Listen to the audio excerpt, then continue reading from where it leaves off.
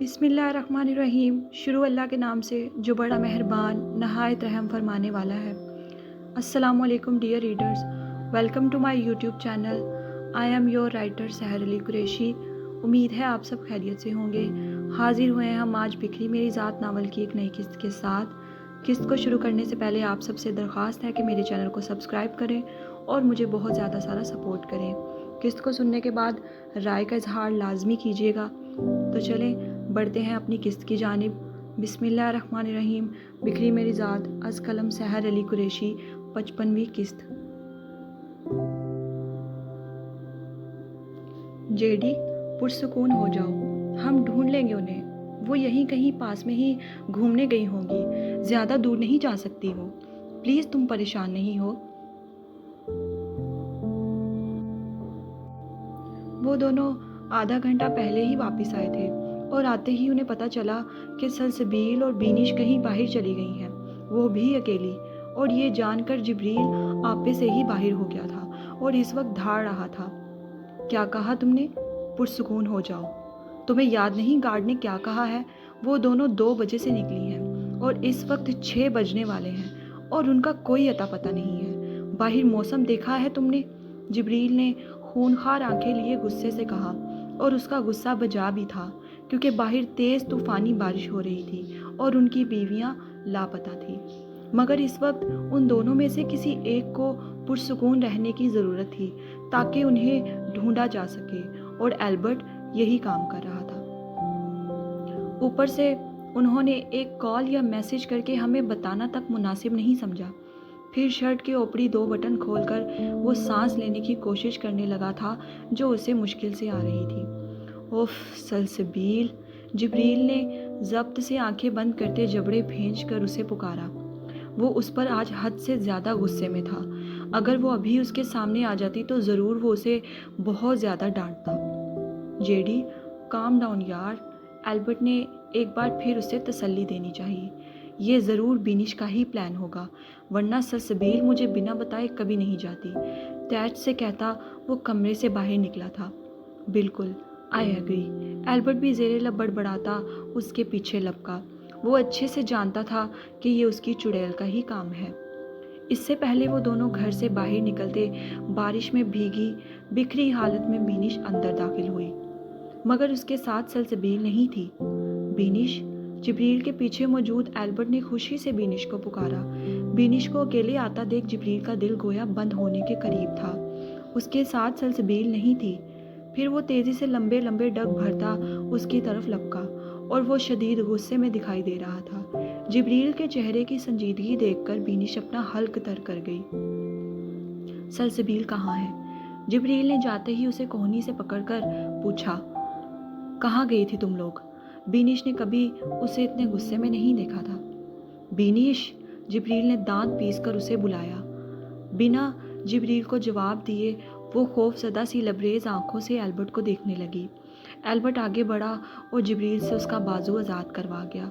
उसके साथ ही वो तेज़ी से एल्बर्ट के साथ लिपट कर रोने लगी। बीनिश, रिलैक्स। एल्बर्ट ने उसकी पीठ सहलाई और जिब्रील को देखा जो खून शाम आंखों से बीनिश को देख रहा था। कहाँ गई थी तुम? और इससे आगे वो जिब्रील को देखते खामोश रहा और सलसबील का नाम नहीं ले सका। बीनिश, जिब्रील ने दोबारा संजीदगी से उसे पुकारा। तो अब की बार बीनिश पलटी। वो सलसबील बुयुक कदा में है। बीनिश ने लड़खड़ाए लहजे में जवाब दिया। उसके जवाब पर जिब्रील की पेशानी पर सिलवटों का जाल नमूदार हुआ। कान साए साए करने लगे और स्याह आंखें मजीद स्याह हो गई थी, और वो बेयकीनी से बीनिश को देखने लगा था जैसे उसकी बात का यकीन ना कर सका हो। और दूसरी तरफ एल्बर्ट का हाल भी कुछ ऐसा ही था। क्या कहा तुमने? जिब्रील ने शदीद गुस्से में पूछा। अपने अंदर उठते इश्ताल को बमुश्किल दबाने की कोशिश कर रहा था वो, मगर वो कम होने की बजाय बढ़ता चला जा रहा था। हम बस बुयुकदा का जजीरा देखने गए थे, फिर तूफान आ गया और हम फंस गए। नेटवर्क सर्विस भी बंद हो गया। मैं आपसे राब्ता करने डोंट टेल मी बीनिश कि तुम उसे वहाँ अकेला छोड़ आई हो। जिब्रील उसका जुमला दरमियान में ही काटते उसे दोनों शानों से थामकर जबड़े बेचते इस्तफसार करने लगा। میرے پاس وقت نہیں تھا اسے ساتھ لانے کا، ورنہ ہم دونوں وہاں پھنس جاتے اور آپ سے رابطہ نہ کر پاتے۔ بینش نے بہتی آنکھوں سے جواب دیا اور پھر نادم سی ہوتی سر جھکا گئی۔ جبریل نے اسے چھوڑ کر ضبط سے اپنے چہرے پر ہاتھ پھیرے اور پھر پیچھے میز پر پڑی تمام چیزیں ہاتھ مار کر نیچے گرا گیا۔ تم اسے اس انجان جگہ پر اکیلا چھوڑ آئی؟ How could you do this Benish? اور ایک اور داڑھ اس کی لاؤنج میں گونجی تھی۔ ایلبرٹ آگے بڑھا اور اس کے کندھے پر ہاتھ رکھ گیا۔ جیڈی ریلیکس یار، ہم بھابھی کو لے آتے ہیں جا کر، چلو جلدی، ایلبرٹ نے افسردگی سے بینش کو دیکھ کر کہا۔ جبریل سر ہلاتا تیزی سے باہر نکلنے لگا مگر رکا۔ اگر مجھے سلسبیل صحیح سلامت واپس نہ ملی بینش تو میں تمہیں کبھی معاف نہیں کروں گا، چٹانوں کی سی سختی سے کہتا وہ باہر نکل گیا اور اس کے ساتھ ہی ایلبرٹ بھی۔ بینش سر ہاتھوں میں گرا کر اس کی خیریت کی دعا کرنے لگی۔ دونوں تیزی سے مرمرہ سمندر پر پہنچے اور وہاں سے چلنے والی فیری اڈے کے قریب گئے، مگر طوفان نے شاید آج نہ رکنے کی قسم کھا رکھی تھی۔ موسم بے حد خراب تھا۔ ایلبرٹ اور جبریل مکمل بھیگ گئے تھے۔ وہاں جا کے انہیں ناکامی کا سامنا کرنا پڑا کیونکہ طوفان رکنے تک انہوں نے فیری جہاز بند کر رکھا تھا۔ جبریل کو کسی صورت سکون نہیں آ رہا تھا۔ یہ پاکستان بھی نہیں تھا جہاں چند ہزار پیسے دے کر وہ فیری چلوا لیتا۔ دل میں دعا کرتا وہ وہیں بیٹھ گیا۔ اس کے لبوں پر بس ایک ہی دعا تھی، یا اللہ میری سلسبیل کی حفاظت کرنا، مجھے اس تک پہنچا دے، یا اللہ اس کی حفاظت کرنا۔ بار بار دونوں ہاتھ جوڑے پیشانی اس پر ٹکائے وہ بس ایک ہی دعا کر رہا تھا۔ ایلبرٹ زبردستی اسے ایک شیڈ کے نیچے لے آیا جہاں وہ بارش میں بھیگنے سے بچ پاتے۔ ایسا نہیں تھا کہ جبریل فیری نہیں چلوا سکتا تھا، وہ یہاں کے بڑے بڑے رئیسوں کو جانتا تھا۔ اس کی ایک کال پر فیری چل سکتی تھی مگر نیٹ ورک سرورز کی وجہ سے وہ کسی سے رابطہ نہیں کر سکتا تھا، لہٰذا ناچار اسے صبر ہی کرنا تھا جو اسے کسی صورت نہیں آ رہا تھا۔ انجان شہر، وہ کیسی ہوگی، کس حال میں ہوگی، یہ سوچ اسے تڑپا رہی تھی۔ انجان شہر، انجان لوگ، یہ خطرناک طوفان اور اس کی معصوم سلسبیل، اس خیال سے جبریل کا دل دہل رہا تھا۔ تقریباً 3 گھنٹے کے طویل انتظار کے بعد تھوڑا طوفان رکا مگر بارش ہنوز تیز ترین جاری تھی۔ فیری چلی تو وہ دونوں تیزی سے اس میں سوار ہوئے اور بیو کدہ جزیرے پر پہنچے۔ 10 بجنے والے تھے اور جبریل کے صبر کا پیمانہ اب لبریز ہو رہا تھا۔ جزیرے پر پہنچ کر طوفان کے باعث اس نے ہر طرف تباہی ہی تباہی مچی دیکھی۔ جبریل کی آنکھیں اب نم ہو رہی تھیں اور حد درجے تک سرخ بھی۔ پھر وہ دونوں ہر طرف اسے تلاش کرنے لگے۔ ولید بیو کدہ میں ٹھہرا تھا۔ وہ سلسبیل کو اپنے اس چھوٹے سے گھر میں لے آیا۔ گھر میں داخل ہوتے ہی اس نے سلسبیل کو لاؤنج میں رکھے چھوٹے سے صوفے پر ڈال دیا۔ پھر وہ تیزی سے اندر گیا اور چھوٹا سا الیکٹرک ہیٹر اٹھا لایا۔ ہیٹر سلسبیل کے سامنے رکھ کے آن کرتا وہ اس کے سامنے ہی تھوڑی سی دوری پر بیٹھ گیا۔ ساری کھڑکیاں دروازے وہ بند کر چکا تھا تاکہ کہیں سے بھی ٹھنڈ اندر داخل نہ ہو سکے۔ وہ خود بھی مکمل بھیگ چکا تھا مگر بنا خود کی پرواہ کیے وہ بس خاموشی سے سلسبیل کو دیکھ رہا تھا۔ اس کے ہاتھ پیر نیلے پڑ گئے تھے اور لب بھی، مگر ہیٹر کی حدت سے 10-20 منٹ بعد ہی وہ ٹھیک ہونے لگی تھی اور اس کی آنکھوں میں ہلکی سی جنبش ہوئی۔ یہ دیکھ ولید کو گویا زندگی کی نوید سنا دی گئی تھی۔ وہ مسکراتا ہوا تیزی سے اٹھا اور تھوڑا سا اس کے قریب گیا۔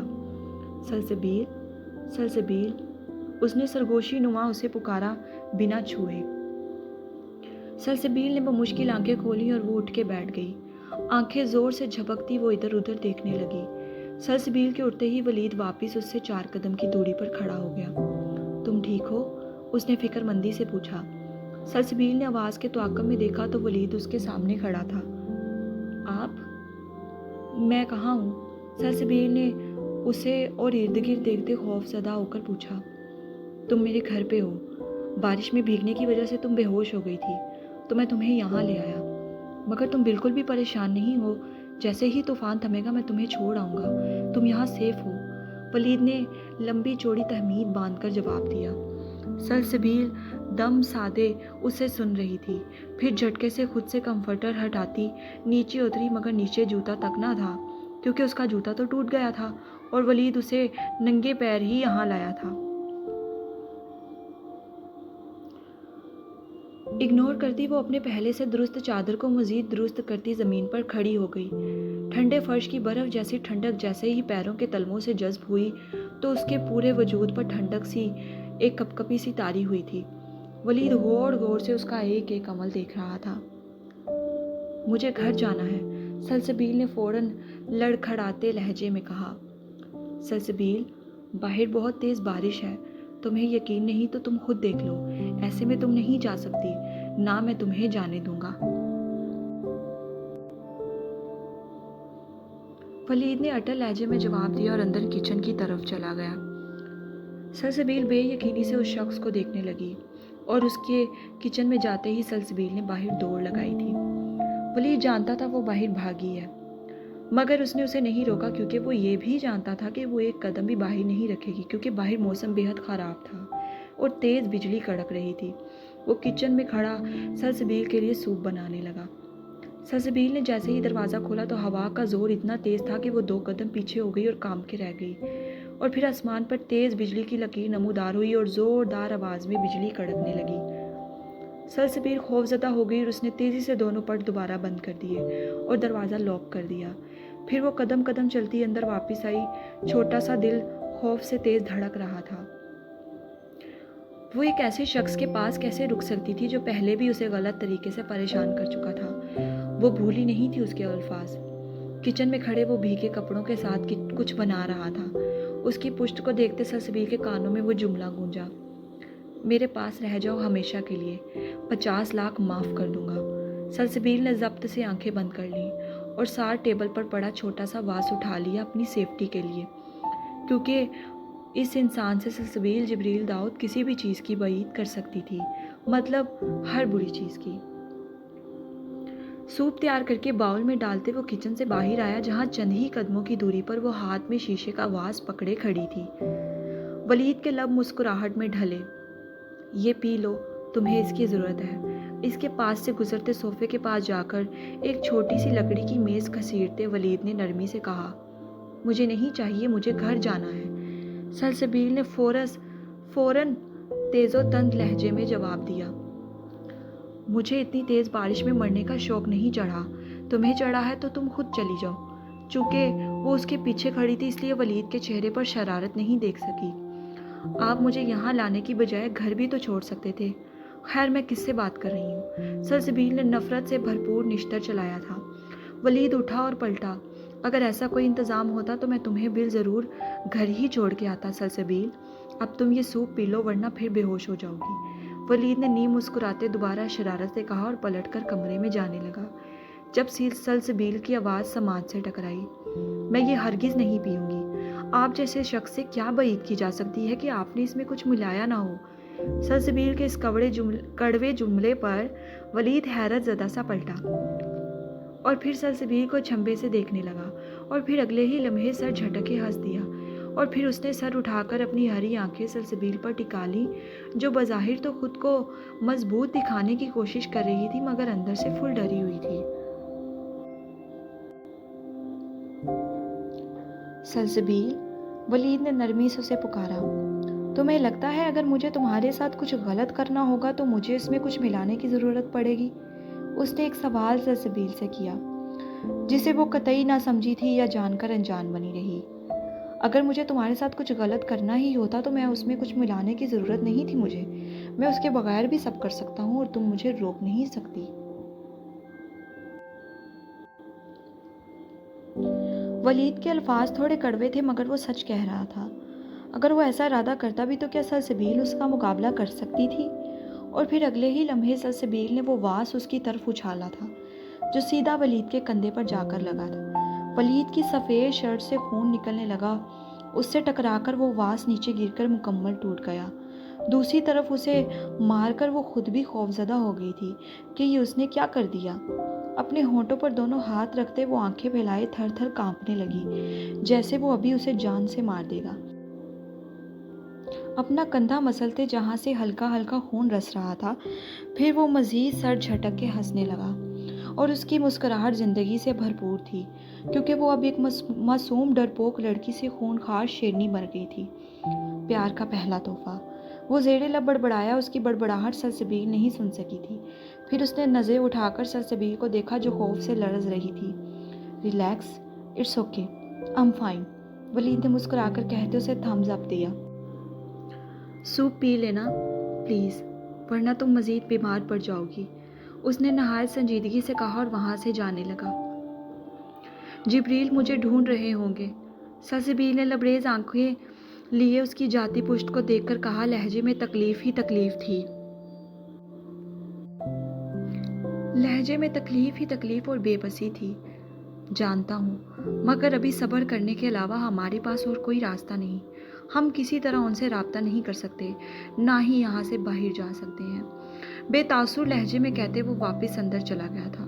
کچھ دیر بعد وہ واپس آیا تو اس کے ہاتھ میں ایک برش تھا اور ساتھ ایک لوہے کا کچرا اٹھانے والا سٹینڈ۔ ولید میز سائڈ پر کرتا نیچے گرا تمام کانچ برش سے اکٹھا کرتا لے گیا۔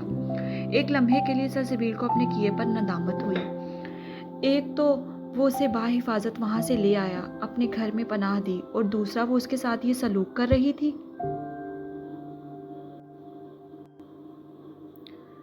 ولید تمام کانچ سمیٹ کر ڈسٹ بین میں پھینکتا ایک کمرے میں چلا گیا۔ اس کے بعد وہ کتنی ہی دیر باہر نہیں آیا۔ سلسبیل نے ڈھال سے قدم اٹھاتی واپس آ کر صوفے پر بیٹھ گئی۔ سر ہاتھوں میں گرا کر وہ رونے لگی تھی۔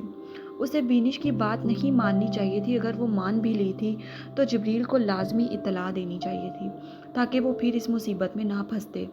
پھر کچھ یاد آتے سلسبیل نے جھٹکے سے سر اٹھایا اور ارد گرد موجود دیواروں پر گھڑی تلاش کرنی چاہیے، کیونکہ اس کا فون بھیگ کر بند ہو گیا تھا۔ پھر اسے اپنے پیچھے موجود دیوار پر کلاک نظر آئی۔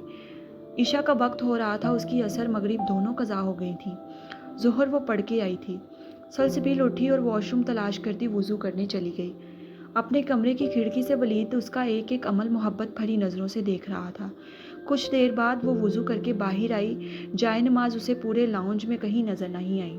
پھر اس نے اچانک اپنے آگے جائے نماز بھرتا ہاتھ دیکھا۔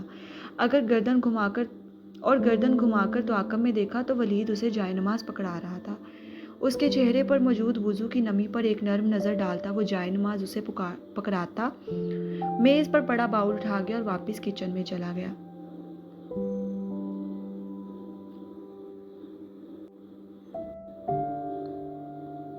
اس نے سوپ نہیں پیا تھا، اس سے ولید پر یہ انکشاف ہوا تھا کہ وہ کافی ضدی مزاج لڑکی ہے۔ اب وہ اس کے ساتھ زبردستی تو نہیں کر سکتا تھا نا۔ کچن میں باؤل رکھتا وہ اب اس کے لیے ہلکا پھلکا کھانا تیار کرنے لگا۔ سلسبیل وہیں صوفے کے پاس جائے نماز بچھا کر نماز کی نیت باندھتے نماز پڑھنے لگی۔ پہلے اس نے دونوں قضا نمازیں ادا کی، پھر وہ عشاء پڑھنے لگی۔ اس کی نماز کافی لمبی تھی ایسا ولید کو لگا۔ وہ پورا کھانا تیار کر چکا تھا، وہ ابھی تک نماز پڑھ رہی تھی۔ کھانا ٹرے میں رکھتے وہ باہر آیا تو اب سلسبیل سلام پھیرتے دعا کے لیے ہاتھ اٹھا رہی تھی۔ اس کے چہرے پر ایک سکون سا تھا، دنیا جہان کا سکون۔ سفید چادر کو حجاب کی صورت اپنے گرد لپیٹے بند نم شہد رنگ پلکے اور ہلکے ہلکے ہلتے لبوں سے وہ زیر لب دعا کر رہی تھی۔ اس کے ایک ایک نقش کو درد بھری آنکھوں سے دیکھ رہا تھا۔ سلسبیل کے چہرے کا سکون اس کے تڑپتے دل کے اندر بھی سکون اتار گیا تھا۔ آج وہ بہت پرسکون تھا، بہت زیادہ۔ وجہ سلسبیل کی قربت تھی۔